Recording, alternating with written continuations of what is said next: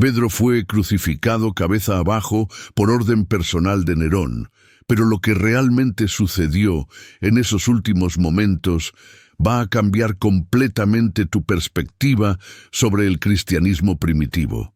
Durante más de 2000 años, la Iglesia ha mantenido en secreto los detalles más impactantes sobre cómo murieron los hombres más cercanos a Jesús, y hoy vas a descubrir toda la verdad. No estamos hablando de muertes pacíficas en camas rodeados de familia, sino de torturas sistemáticas, persecuciones brutales y sacrificios que literalmente cambiaron el curso de la historia humana.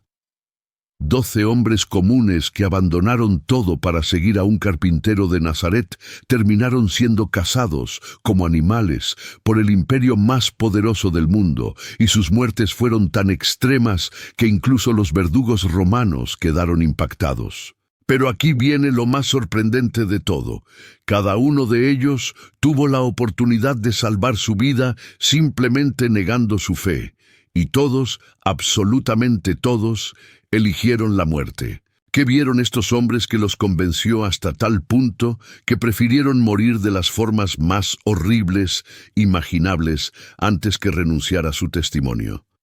La respuesta va a dejarte sin palabras, porque lo que descubrirás hoy no solo explica por qué el cristianismo se extendió como fuego por todo el mundo romano, sino que también revela secretos sobre la naturaleza humana que van mucho más allá de la religión. Y es que cuando Jesús les dijo a estos 12 pescadores, recaudadores de impuestos y revolucionarios que lo siguieran, ninguno imaginó que estaba firmando su sentencia de muerte.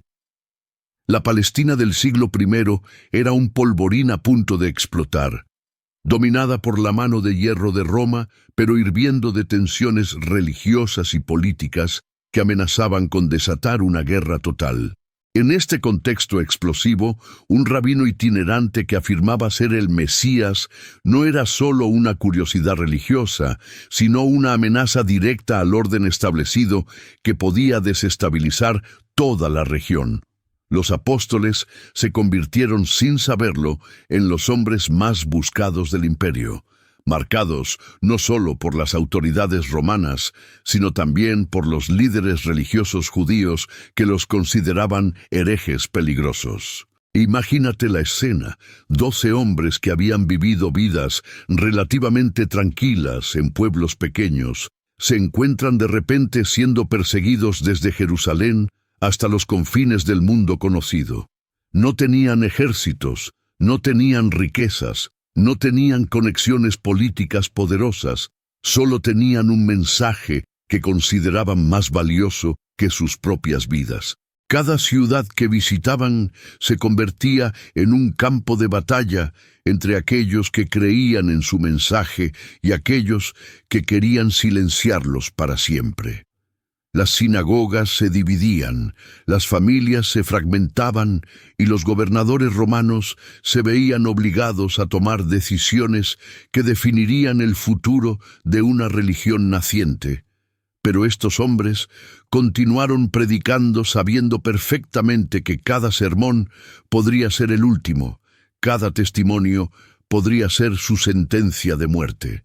Era como si hubieran desarrollado una valentía sobrenatural que los transformó de pescadores asustados en leones dispuestos a enfrentar cualquier peligro. Pedro, el impetuoso pescador que había negado conocer a Jesús 3 veces durante la crucifixión, se había convertido en una roca inquebrantable que desafiaba abiertamente al poder romano en las calles de la capital del imperio. Santiago el Mayor, el hijo del trueno como lo llamaba Jesús, llevaba su temperamento explosivo a las plazas públicas donde defendía su fe con una pasión que encendía a las multitudes. Juan, el discípulo amado, había desarrollado una serenidad profética que le permitía escribir las visiones más extraordinarias mientras era perseguido de ciudad en ciudad. Andrés, el hermano de Pedro, se había convertido en un misionero incansable que plantaba iglesias en los territorios más peligrosos del mundo conocido. Felipe, predicaba en regiones donde los cristianos eran torturados públicamente como entretenimiento para las masas. Bartolomé llevaba el Evangelio a tribus que nunca habían oído hablar de Roma y donde los extranjeros eran sacrificados a dioses locales. Mateo, el ex recaudador de impuestos, ahora era considerado un traidor tanto por Roma como por los judíos, pero continuaba escribiendo y enseñando sin importar las amenazas. Tomás, el escéptico, había encontrado una certeza tan profunda que estaba dispuesto a viajar hasta los confines de la India para compartir su testimonio. Santiago el Menor dirigía la iglesia de Jerusalén, sabiendo que estaba en el epicentro del odio religioso más intenso. Judas Tadeo predicaba en regiones controladas por cultos satánicos, donde los cristianos eran perseguidos con una ferocidad inimaginable. Simón el Celote, el ex-revolucionario, había cambiado su guerra política por una guerra espiritual aún más peligrosa. Cada uno de estos hombres había encontrado algo que valía más que la vida misma. Pero entonces comenzó la cacería sistemática que cambiaría para siempre el destino del cristianismo, y el primero en caer fue Santiago el Mayor, hermano de Juan y uno de los 3 discípulos más cercanos a Jesús. Corría el año 44 después de Cristo, cuando Herodes Agripa, nieto del Herodes que había masacrado a los niños de Belén, decidió ganar popularidad entre los líderes religiosos judíos, ejecutando públicamente al apóstol más prominente que pudo capturar. Santiago fue arrestado durante la Pascua, en el momento más simbólico posible, cuando Jerusalén estaba llena de peregrinos que podrían presenciar lo que Herodes planeaba como una demostración de poder. Pero lo que sucedió durante su juicio fue totalmente inesperado. El soldado romano, encargado de llevarlo al lugar de ejecución, quedó tan impresionado por la serenidad y el testimonio de Santiago que se convirtió al cristianismo en ese mismo momento y pidió ser ejecutado junto a él. Herodes, furioso por esta humillación pública, ordenó que ambos fueran decapitados inmediatamente, convirtiendo a Santiago en el primer apóstol mártir y al soldado romano en uno de los primeros convertidos que murió por su nueva fe. Pero la muerte de Santiago tuvo un efecto completamente opuesto al que Herodes esperaba. En lugar de intimidar a los cristianos, los galvanizó, y la noticia de su martirio se extendió por todo el imperio como una llama que encendía aún más la pasión de los creyentes. Pedro, que había escapado milagrosamente de la misma prisión esa noche, comprendió que la persecución había escalado a un nivel completamente nuevo y que ninguno de ellos estaba seguro en ningún lugar del mundo conocido. La era de la predicación relativamente pacífica había terminado, y ahora comenzaba la era del martirio que definiría para siempre el carácter del cristianismo primitivo. Y entonces vino la persecución más sistemática y brutal en la historia de la humanidad, cuando Nerón decidió que los cristianos serían los chivos expiatorios perfectos para el gran incendio de Roma en el año 64. Lo que muchos no saben es que esta persecución no fue simplemente política, sino profundamente personal para Nerón, quien había desarrollado una obsesión enfermiza con destruir todo lo que representara una amenaza a su divina autoridad como emperador. Los cristianos que se negaban a adorarlo como Dios y que hablaban de un reino no terrenal, representaban todo lo que él odiaba y temía. La persecución que desató fue de una crueldad tan refinada que incluso los historiadores romanos, acostumbrados a la violencia, quedaron horrorizados por los métodos utilizados. Pedro y Pablo, los 2 pilares del cristianismo primitivo, fueron capturados durante esta persecución y llevados a Roma para ser ejecutados públicamente como ejemplo para todos los cristianos del imperio. Pero lo que sucedió durante sus últimos días en prisión revela algo extraordinario sobre la naturaleza de estos hombres que habían sido transformados completamente por su encuentro con Jesús. Pedro, que había huido de Roma cuando comenzó la persecución, regresó voluntariamente cuando supo que los cristianos estaban siendo masacrados en su ausencia. No podía vivir con el peso de saber que su rebaño estaba siendo devorado mientras él se escondía. Pablo, que podría haber escapado usando su ciudadanía romana, eligió permanecer y continuar predicando incluso desde su celda, convirtiendo guardias y prisioneros hasta el último momento. Cuando llegó el día de su ejecución, Pedro pidió ser crucificado cabeza abajo porque no se sentía digno de morir de la misma forma que su maestro, y Pablo, como ciudadano romano, fue decapitado con una espada, un método considerado más honorable que la crucifixión. Sus muertes marcaron el final de la era apostólica y el comienzo de una nueva fase del cristianismo que se extendería por todo el mundo conocido, alimentada por la sangre de los mártires. Pero la historia más impactante de todas es la de Andrés, el hermano de Pedro, cuya muerte en una cruz en forma de X se convirtió en uno de los símbolos más poderosos del cristianismo primitivo. Andrés había dedicado su vida a predicar en las regiones más peligrosas del mundo conocido, desde las montañas de Escitia hasta las costas del Mar Negro, estableciendo iglesias en territorios donde los cristianos eran considerados enemigos del Estado y de los dioses locales. Su arresto en Patras, una ciudad griega famosa por su resistencia a cualquier influencia extranjera, fue orquestado por el procónsul Egeas, quien había decidido hacer un ejemplo público del apóstol para desalentar a otros misioneros cristianos. Lo que Egeas no esperaba era que Andrés utilizaría su juicio público como una oportunidad para predicar el Evangelio con una elocuencia y pasión que convirtió el tribunal en una iglesia improvisada. Durante 3 días, Andrés fue torturado públicamente mientras continuaba predicando y cantando himnos, y cada hora que permanecía vivo en esa cruz en forma de X se convertía en otra oportunidad para que los espectadores escucharan su testimonio. La multitud, que había llegado para ver un espectáculo de muerte, comenzó a murmurar contra las autoridades romanas y a exigir que liberaran al apóstol. Pero Andrés les gritó desde la cruz que no intervinieran, porque él había esperado toda su vida este momento de unirse completamente con el sufrimiento de Cristo. Su muerte, después de 3 días de agonía, provocó disturbios en la ciudad que duraron semanas y llevaron a la conversión masiva de ciudadanos griegos que nunca antes habían escuchado el mensaje cristiano.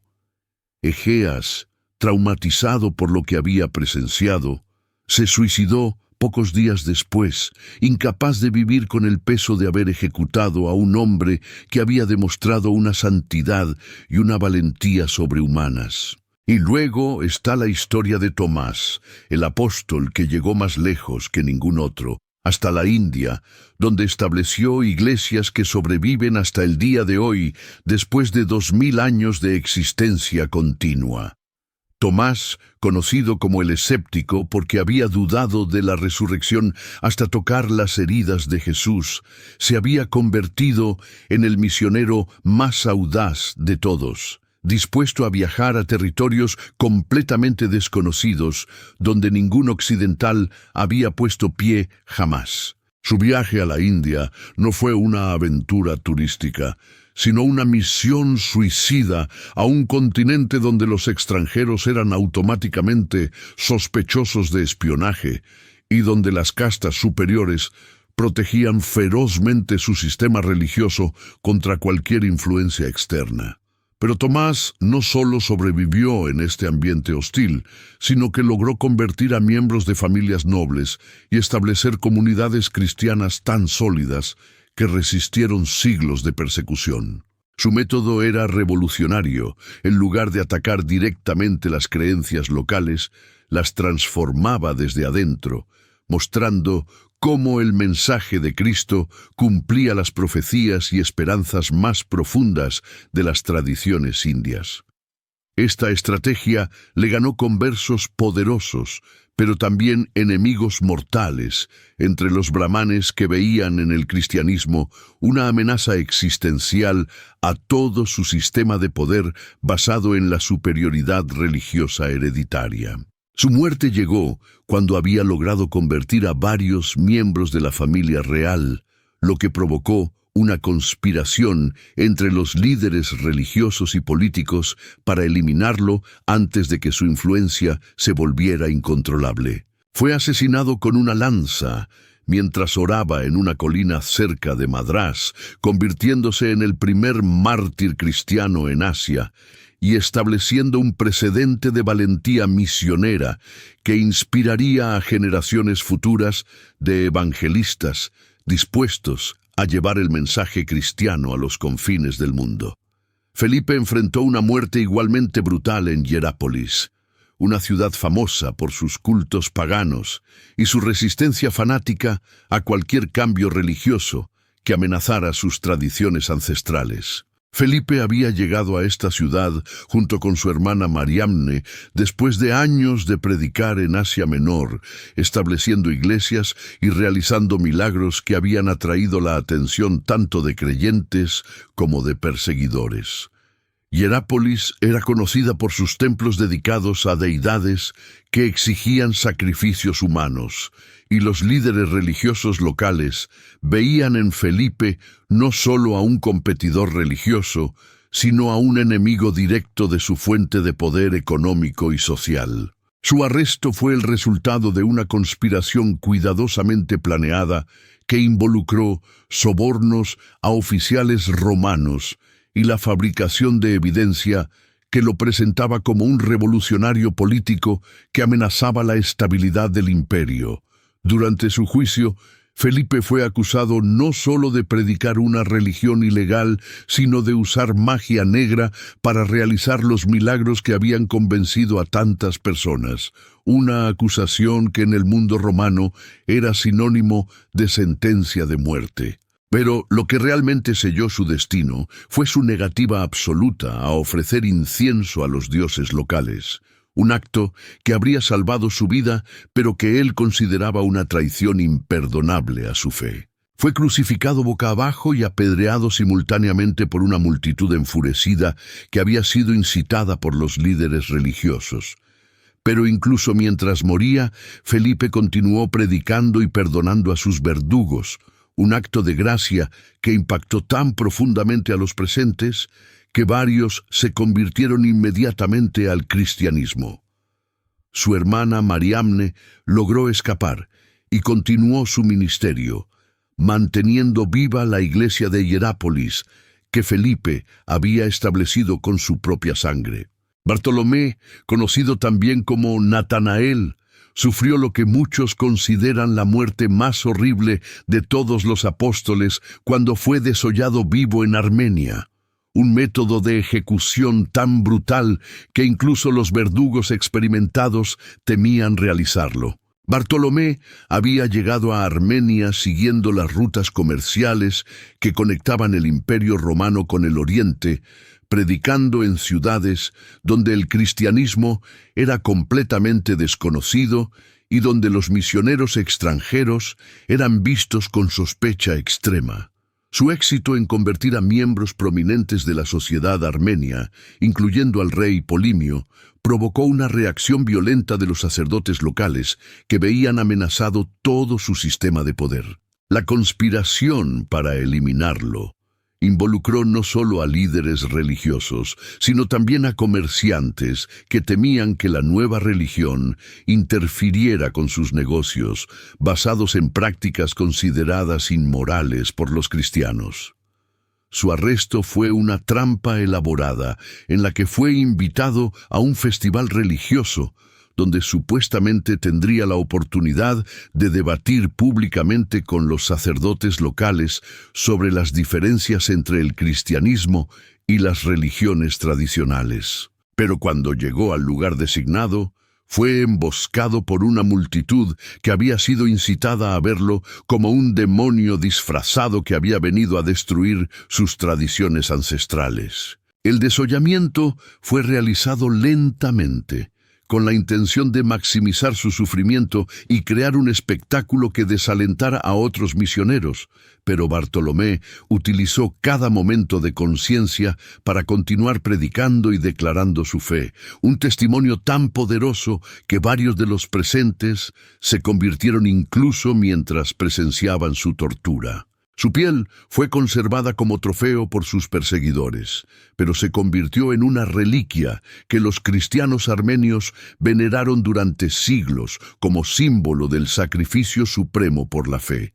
La muerte de Mateo en Etiopía reveló la determinación asesina de aquellos que veían en el cristianismo una amenaza a sus sistemas de explotación y corrupción establecidos durante siglos. Mateo, el ex recaudador de impuestos que había abandonado una vida de riqueza para seguir a Jesús, había dedicado sus últimos años a predicar en las regiones más pobres de África, donde su experiencia con los sistemas financieros romanos le permitía entender y denunciar la injusticia económica que mantenía esclavizadas a poblaciones enteras. Su mensaje no era solo espiritual, sino también social, enseñando a las comunidades cómo organizarse para resistir la explotación y establecer sistemas económicos más justos basados en los principios cristianos de amor y solidaridad. Esta combinación de predicación religiosa y activismo social lo convirtió en enemigo mortal de los comerciantes de esclavos, los prestamistas usureros y los funcionarios corruptos que habían construido imperios personales sobre el sufrimiento de los más vulnerables. Su asesinato fue ordenado por una coalición de intereses económicos que había decidido que Mateo representaba una amenaza existencial a su forma de vida basada en la explotación sistemática. Fue quemado vivo en una hoguera pública mientras celebraba la Eucaristía con un grupo de conversos, pero incluso mientras las llamas consumían su cuerpo, continuó cantando himnos y distribuyendo la comunión a aquellos que se atrevían a acercarse.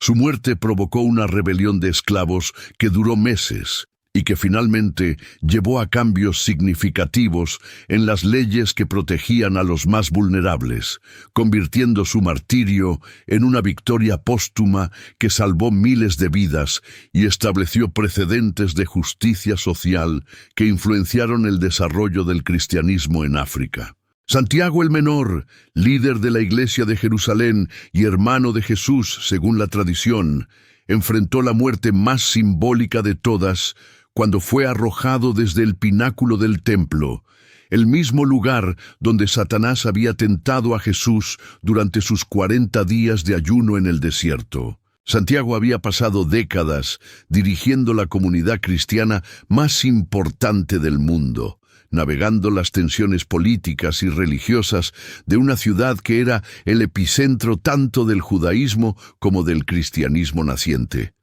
Su posición lo había convertido en el blanco principal de los líderes religiosos judíos que lo veían como el mayor traidor de todos, un hombre que había crecido en la misma tradición judía, pero que ahora predicaba que Jesús era el Mesías prometido. La conspiración para eliminarlo fue orquestada por el sumo sacerdote Anás, el mismo hombre que había participado en la crucifixión de Jesús 30 años antes y que había dedicado su vida a erradicar todo vestigio del cristianismo de la Tierra Santa.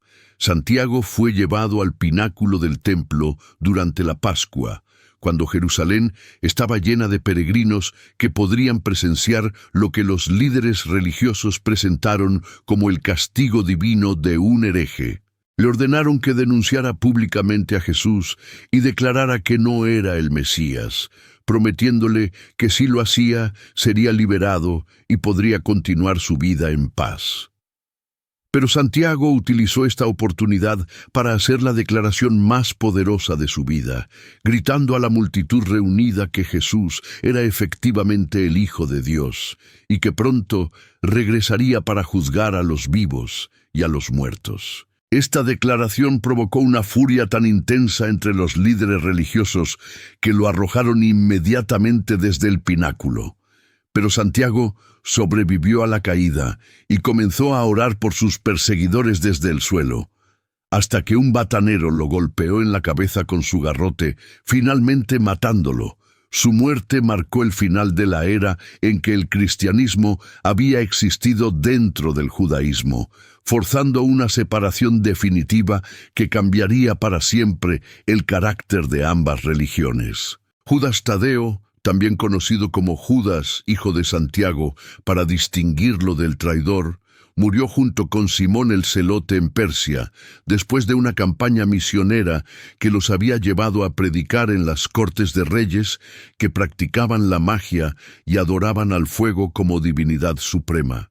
Estos dos apóstoles habían formado un equipo misionero que se especializaba en confrontar directamente los sistemas religiosos más poderosos y establecidos, desafiando a magos, sacerdotes y hechiceros en competencias públicas que decidían qué religión tenía poder verdadero. Su estrategia era extremadamente peligrosa porque significaba apostar sus vidas en demostraciones de poder sobrenatural que o los establecían como verdaderos profetas de Dios o los marcaban como impostores que merecían la muerte más cruel posible. En Persia se enfrentaron a los magos zoroastrianos más poderosos del reino, en una confrontación que duró días y que atrajo la atención de toda la corte real, incluyendo al mismo rey que había prometido convertirse al cristianismo si los apóstoles demostraban que su Dios era superior a Ahura Mazda.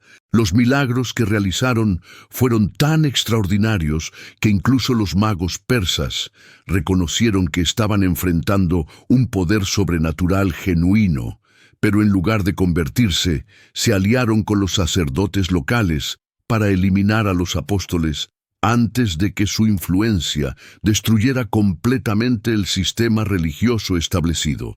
Judas Tadeo y Simón el Celote fueron capturados durante una emboscada mientras celebraban la Eucaristía con sus nuevos conversos persas y fueron ejecutados con hachas después de ser torturados para que revelaran los secretos de su poder sobrenatural. Su muerte provocó disturbios en todo el reino persa que duraron años y que finalmente llevaron al establecimiento de comunidades cristianas que sobrevivieron las persecuciones islámicas posteriores y mantuvieron viva la fe cristiana en una de las regiones más hostiles del mundo. Juan, el discípulo amado, tuvo un destino diferente pero no menos extraordinario, siendo el único apóstol que murió de muerte natural después de décadas de persecución que incluyeron destierro, tortura y múltiples intentos de asesinato que milagrosamente fallaron. Su longevidad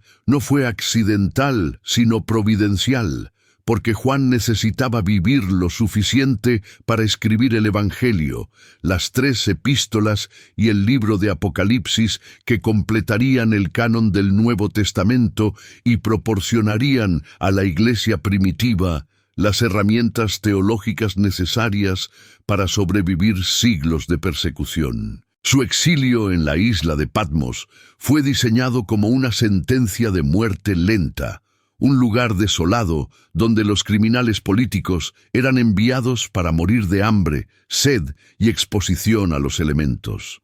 Pero Juan transformó este destierro en la experiencia espiritual más profunda de su vida, recibiendo las visiones apocalípticas que se convertirían en fuente de esperanza y fortaleza para millones de cristianos perseguidos a lo largo de la historia. Cuando finalmente fue liberado de Patmos después de la muerte de Domiciano, Juan regresó a Éfeso como el último vínculo viviente con Jesús, un tesoro viviente de memoria apostólica que las iglesias protegían como su posesión más valiosa. Sus últimos años fueron dedicados a combatir las herejías que amenazaban destruir el cristianismo desde adentro, especialmente el gnosticismo que negaba la humanidad real de Jesús y que habría transformado el cristianismo en una filosofía esotérica sin poder redentor. Su muerte natural en Éfeso, rodeado de discípulos que habían dedicado sus vidas a preservar y transmitir su enseñanza, marcó el final definitivo de la era apostólica y el comienzo de la era patrística que establecería los fundamentos doctrinales del cristianismo ortodoxo. Estos 12 hombres transformaron el mundo no por su poder político o militar, sino por su disposición a morir por una verdad que consideraban más valiosa que la vida misma, y su legado no son los imperios que conquistaron, sino las vidas que cambiaron, y las esperanzas que encendieron en corazones desesperados. La pregunta que sus muertes nos plantea trasciende la religión y toca el núcleo mismo de la existencia humana. ¿Qué verdad valdría tu vida? ¿Qué causa justificaría el sacrificio supremo? Estos hombres encontraron algo que los transformó de cobardes en héroes, de dudosos en convencidos, de egoístas en altruistas, dispuestos a dar todo por el bien de otros. Su testimonio no es solo histórico, sino profundamente personal, porque cada uno de nosotros enfrentamos momentos en que debemos elegir entre la comodidad y la convicción, entre la seguridad y la verdad, entre vivir para nosotros mismos o morir por algo más grande que nosotros. El cristianismo se extendió por todo el mundo, no porque fue impuesto por la fuerza, sino porque fue sembrado con sangre de mártires que prefirieron morir antes que negar lo que habían visto y experimentado. Esta es la diferencia fundamental entre una religión creada por hombres y una revelación recibida de Dios. Las religiones humanas se desvanecen cuando enfrentan la persecución, pero la verdad divina se fortalece con el sufrimiento y crece más rápido cuando es más atacada. La lección más profunda de estas 12 muertes es que el valor no es la ausencia de miedo, sino la presencia de algo más poderoso que el miedo, una convicción tan profunda que hace que la muerte parezca preferible a la traición. Cada apóstol tuvo múltiples oportunidades de salvar su vida. Algunos tenían ciudadanía romana que los protegía. Otros tenían conexiones familiares o políticas que podrían haberlos rescatado. Todos podrían haber escapado si hubieran estado dispuestos a abandonar su misión. Pero eligieron la muerte porque habían encontrado algo que valía más que la supervivencia. Una verdad que daba significado no solo a sus vidas, sino a sus muertes. Este es el misterio que ha intrigado a historiadores, filósofos y teólogos durante 2 milenios, cómo 12 hombres comunes desarrollaron una valentía sobrehumana que los capacitó para enfrentar las muertes más horribles con serenidad y hasta con gozo. La respuesta no está en sus personalidades naturales, porque sabemos que Pedro era cobarde, Tomás era escéptico y los demás tenían debilidades humanas normales. La transformación vino de su encuentro con la resurrección de Jesús, una experiencia tan real y poderosa que redefinió completamente su comprensión de la vida, la muerte y la eternidad. No murieron por una filosofía o una ideología, sino por un testimonio personal de algo que habían visto, tocado y experimentado de primera mano. Si te ha impactado esta historia de valor supremo y sacrificio total, compártela con alguien que necesite inspiración para enfrentar las pruebas de su propia vida. Y no olvides suscribirte, porque tenemos más historias extraordinarias que van a cambiar tu perspectiva sobre lo que significa vivir con propósito y morir con honor.